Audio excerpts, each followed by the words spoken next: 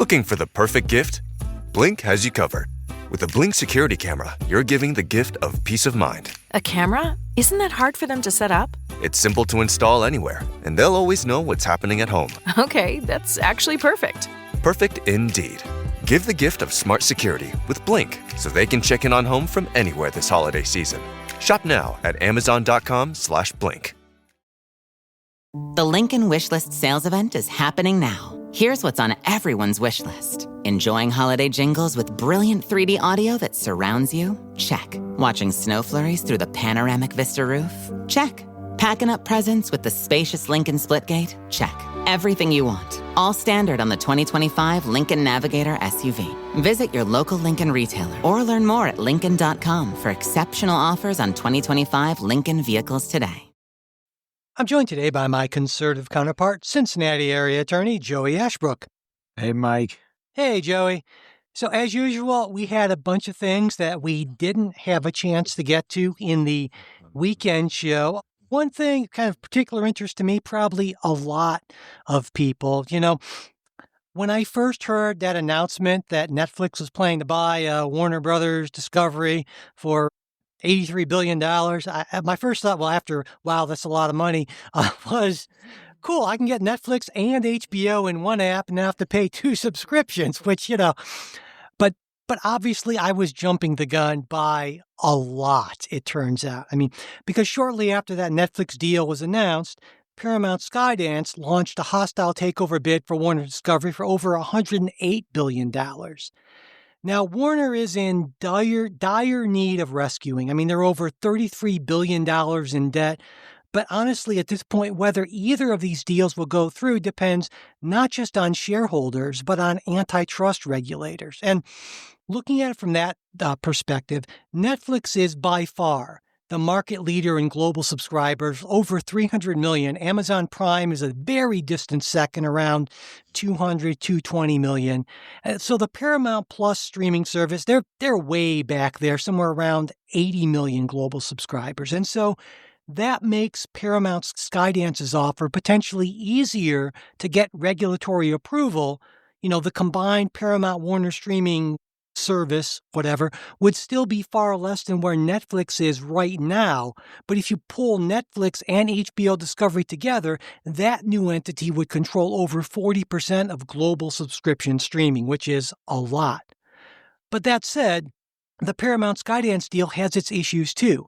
There's around $24 billion of that offer would come from Middle Eastern sovereign wealth funds, along with Trump's son-in-law Jared Kushner's Affinity Partners investment firm. And Paramount Skydance has said that to sort of alleviate potential security risks from a pretty big foreign investment, those non-U.S. partners will waive governance rights. But even so, there's a potential political price here to be paid from that acquisition. You can see the headlines, foreign funded bid for CNN and Batman sort of thing, which doesn't necessarily play all that well.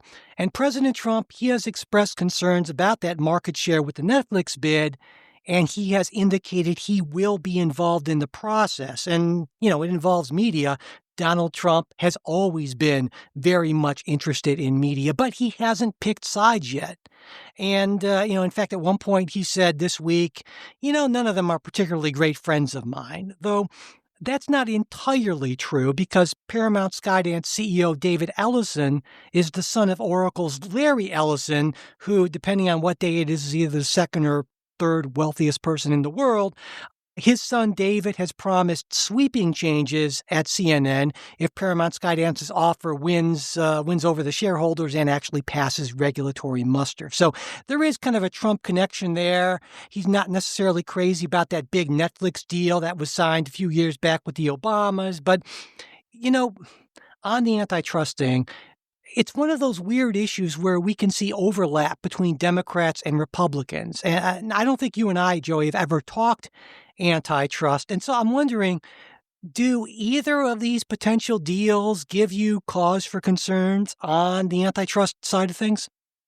Yeah, I think that the Netflix deal has antitrust concerns to it because you got HBO as the number 3 streamer and Netflix is the numero uno streamer. And the idea of 1 and 3 combining together likely will lead to higher streaming costs out of Netflix. Is just going to have more of a share of the market. And in a time where we're trying to bring costs down, it makes sense to me to want to have a dance partner in the sale for Warner Brothers that is not going to allow for greater consolidation within streaming. So to try to keep people's bills lower, the idea of 2 subscriptions versus 1 you raised at the outset is an interesting counter argument to the idea of consolidation.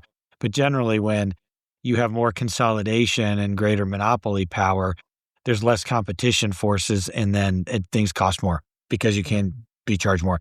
I mean, one way you can look at the insurance entire healthcare problem is, even though it's not classic antitrust analysis, the health insurance companies have got all the power. And so the health industry, related to how expense happens because individual consumers are not making their own decisions, and there's no decentralization of that. You just have the costs are out of control. So I do think that there is an argument, antitrust argument, for not having Warner Brothers be purchased by Netflix from a streaming side.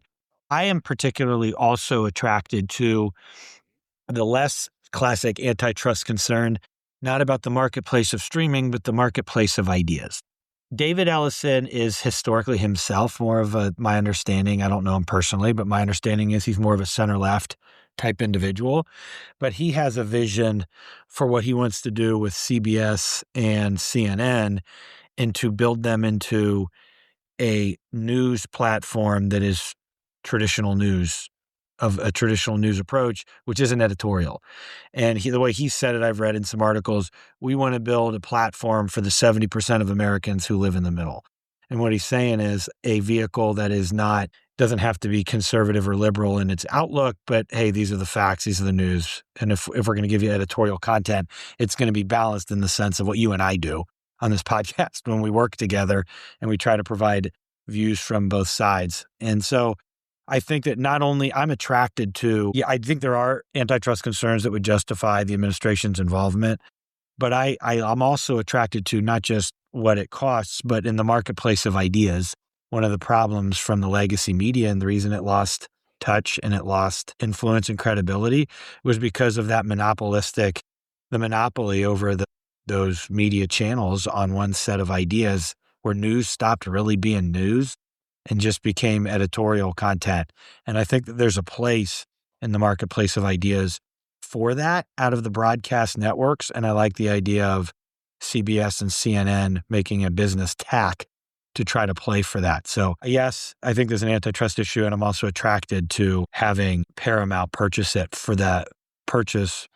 Warner Brothers for that exact reason, because I'd like to have CBS own CNN. You raised a couple interesting points, and one thing I was curious about, CNN certainly has a reputation for being a liberal monoculture, and Ellison wants to change that, and I think certainly that would be for the best. And it seems that at CBS, Barry Weiss is sort of trying to make CBS more of kind of, I guess you could say, ideologically diverse.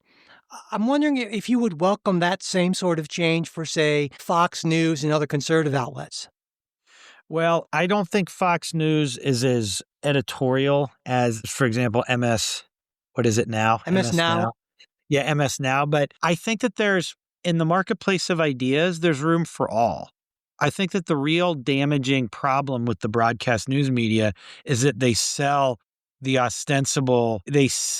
ostensibly a value proposition of disinterested service to the public of providing facts, but the stories that are done and the way they're done, they're end seeking.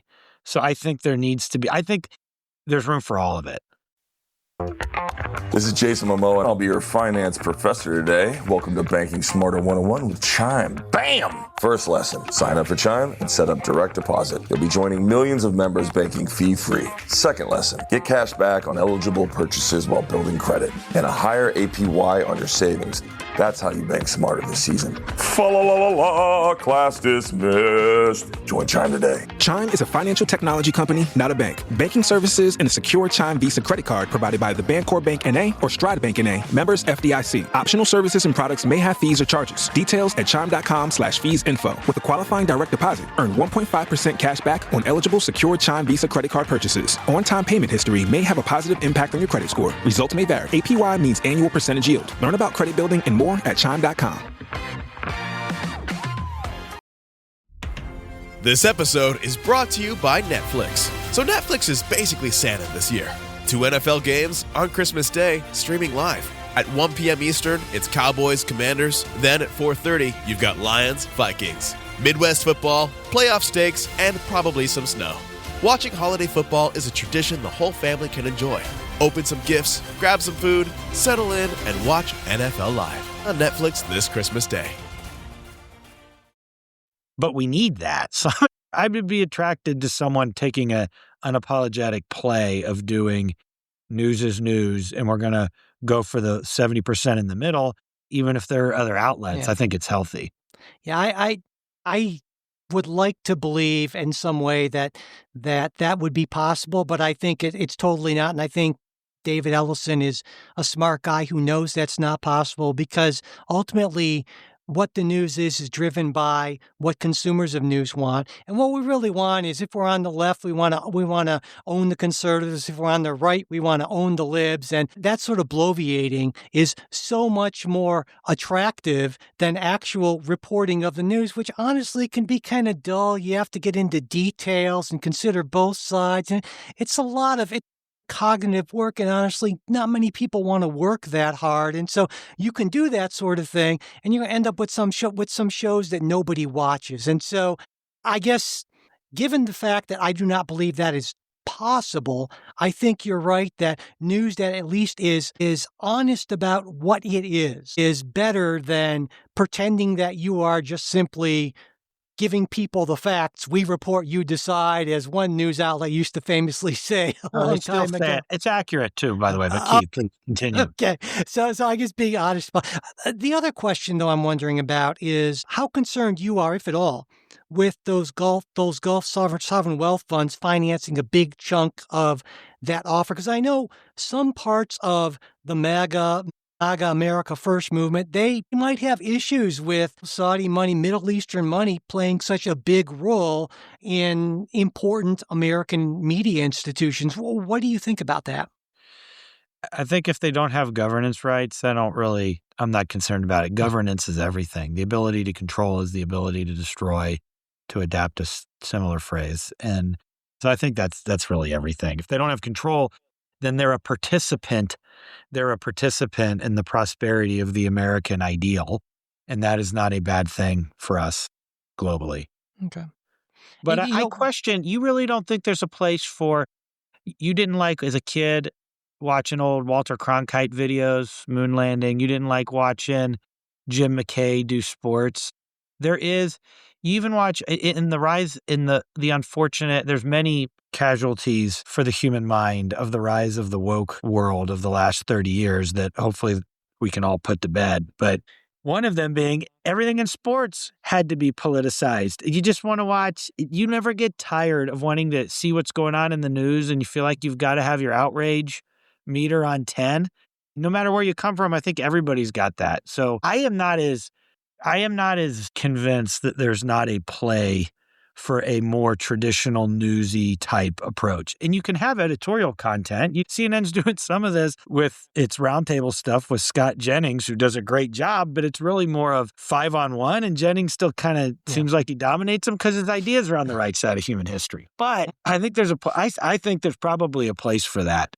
The larger point about who gets it, I'm attracted to that because I think the marketplace of ideas, just like the marketplace of products and goods and services, benefits from having multiple outlets, because then people can compete. And one of the problems with echo chambers is it will kill ideas. That's how you get awful ideas. You just have people tell you what you want to hear, and then you're not able to sharpen. So we don't come up with the best solutions. So I think it'd be good to I'm kind of hopeful and have my fingers crossed that the all cash offer from Paramount's going to win the day, and the shareholders say, yeah, give us the cash and you guys take it. Well, first off, I have to correct just an egregious error on your part, Joey. And that is the thought that I I am currently, or that I am old enough to have experienced the moon landing in any way. No, just you never saw the replay? Yeah, no, I did. You never watched Walter Cronkite Yeah. do I this know with what you're the saying. Yes, fans? I know what you're saying.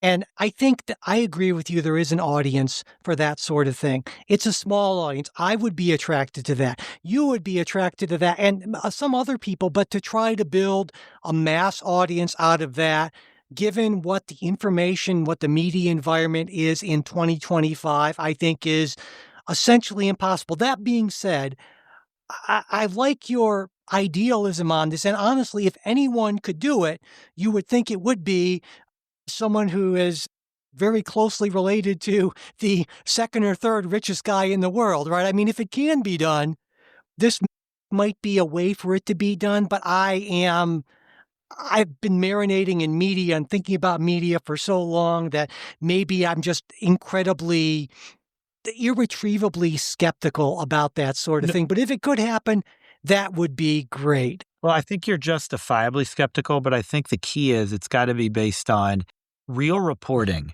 has a benefit to the people in terms of facts that you can trust. So it's really about standards of not being co-opted by any particular political need of the moment. And the standard is the truth, the whole truth, and nothing but the truth. That has valence and value. And it would take time because you have to build credibility. There's so much credibility is destroyed without departing from that. But I still think there is in the long run, there is a real market for the truth, the whole truth, and nothing but the truth. And then you can become a spot for facts and figures, what's really going on in the world that you're reporting, that people can say, okay, that is really what's going on. And now I can make my argument for what I think we should do about what's really going on. One of the problems is what is really going on. It's really hard to filter through what's really going on. You could go to even AI and you type into AI and the things that AI spits out, it's presuming certain institutions or resources are a good source for what's objective rather than what's subjective. And my view of human nature is that doesn't really exist. So I'm skeptical of that to begin with. I think everybody comes at things with their perspective, but you could build a sustained value proposition of this is what we're going to do. The problem for the legacy news media is that was actually what it was built on in the 50s, 60s, 70s. And then it was thrown away for political end-seeking reasons, and that trust is completely gone. And so it would have to be rebuilt. We hope you enjoyed this preview of our supporters-exclusive midweek show. If you'd like to hear the rest of the episode, we hope you'll consider becoming a supporter. Supporters get ad-free access to all of our shows, membership in our Politics Guys Discord group where you can join in on the conversation, and other benefits at different levels of support.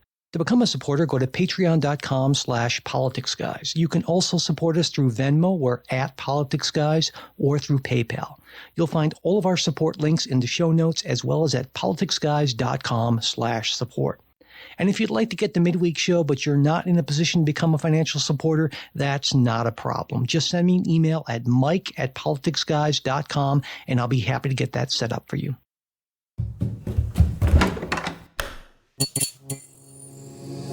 This podcast is part of the Democracy Group,